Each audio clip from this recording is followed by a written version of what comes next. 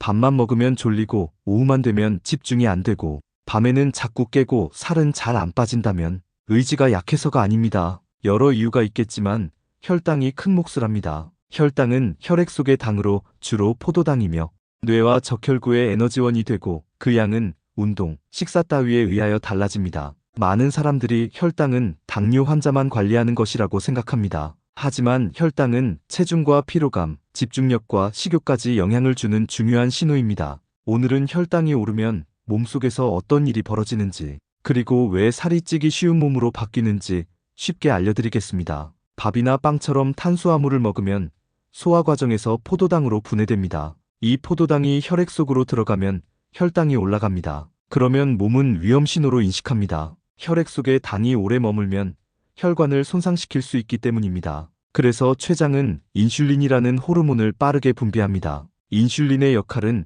혈액 속 포도당을 세포 안으로 이동시키는 것입니다. 근육에서는 에너지로 사용하고 간에서는 일부를 저장합니다. 그런데 사용하고도 남은 포도당은 어떻게 될까요? 바로 지방으로 저장됩니다. 많은 사람들이 지방을 많이 먹어서 살이 찐다고 생각하지만 몸은 남는 당도 지방으로 저장합니다. 그래서 혈당이 자주 크게 오르면 인슐린도 자주 많이 분비되고 지방 저장도 반복되는 경향을 보입니다. 여기서 중요한 것이 하나 있습니다. 혈당이 높다고 계속 높은 상태로 있는 것이 아닙니다. 당분을 과도하게 먹으면 인슐린이 너무 많이 분비되고 이에 따라 치솟았던 혈당도 빠르게 떨어집니다. 바로 이때 많은 사람들이 겪는 증상이 나타나는데 이것이 밥만 먹으면 졸리는 이유입니다. 혈당이 급하게 떨어지면서 뇌는 사용할 연료가 부족하다고 느끼기 시작합니다. 그러면 졸음이 오고 멍해지고 단 것이 당기기 시작합니다. 이 현상을 혈당 롤러코스터라고 부릅니다. 급하게 올라갔다가 급하게 떨어지는 일이 반복되는 것입니다.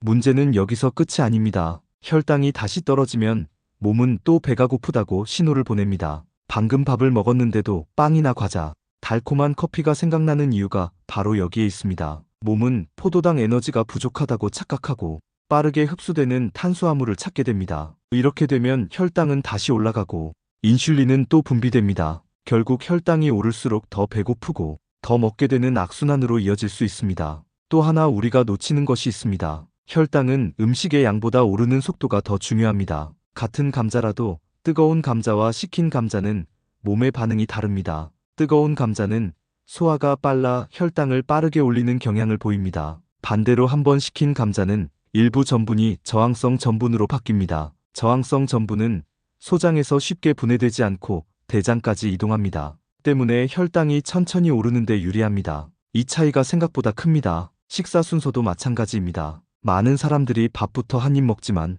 몸은 채소를 먼저 먹었을 때 혈당이 더 천천히 오릅니다. 채소에 들어있는 식이섬유가 음식의 이동 속도를 늦추기 때문입니다. 그 다음 단백질을 먹고 마지막에 밥이나 면을 먹는 식사 순서를 권장합니다. 한 가지 많은 사람들이 착각하는 부분이 있습니다. 샐러드를 먹으면 혈당 관리에 가장 좋다고 생각합니다. 하지만 샐러드만 먹는 식사는 오래 유지하기 어렵습니다. 단백질이 부족하면 포만감이 빨리 사라집니다. 배고픔이 빨리 찾아오면 간식이나 빵을 찾게 되는 경우가 많습니다. 결국 혈당은 다시 크게 흔들립니다. 그래서 샐러드에는 닭가슴살이나 달걀, 두부나 생선처럼 단백질을 함께 먹는 것이 중요합니다. 생각보다 혈당 관리에서 단백질의 역할은 매우 큽니다. 식후 움직임도 혈당에 영향을 줍니다. 식사를 마친 뒤 바로 소파에 눕거나 의자에 오래 앉아 있으면 혈액 속 포도당은 천천히 처리됩니다. 반대로 식후 10분 정도 가볍게 걷는 것만으로도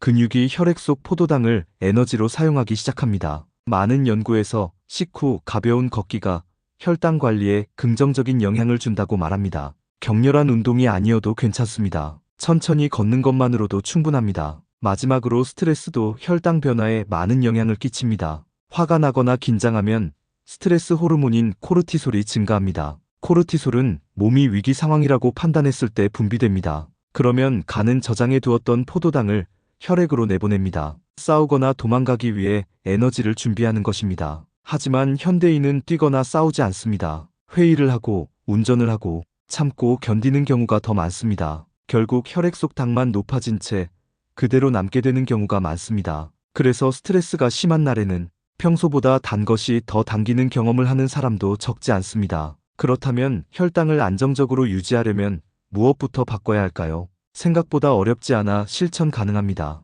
첫 번째는 식사 순서를 바꾸는 것입니다. 채소를 먼저 먹고 단백질을 충분히 먹은 뒤 탄수화물을 마지막에 먹는 습관이 권장됩니다. 두 번째는 탄수화물을 무조건 끊는 것이 아니라 골라 먹는 것입니다. 흰쌀밥 대신 잡곡을 조금 섞고 식힌 감자나 식이섬유가 풍부한 식품을 활용하는 것도 좋은 방법입니다. 세 번째는 식사를 마친 뒤 바로 앉지 않는 것입니다. 10분 정도만 걸어도 몸은 혈액 속 포도당을 빠르게 처리하기 시작합니다. 가벼운 산책이나 가자믹은 운동이 급격한 혈당 반응을 낮춥니다. 네 번째는 식초를 활용하는 것입니다. 식사 전에 소량의 식초를 물에 희석해 마시면 식초의 초산 성분이 식후 혈당 상승을 완만하게 하는데 긍정적인 영향을 줄 수 있다는 연구들이 있습니다. 다만 위염이나 역류성 식도염이 있다면 주의가 필요합니다. 이런 분들은 식사 직후에 드시는 것도 방법입니다. 자신의 몸 상태에 맞게 선택하는 것이 중요합니다. 그리고 마지막으로 가장 중요한 것이 있습니다. 혈당은 한 끼만 보고 판단하면 안 됩니다.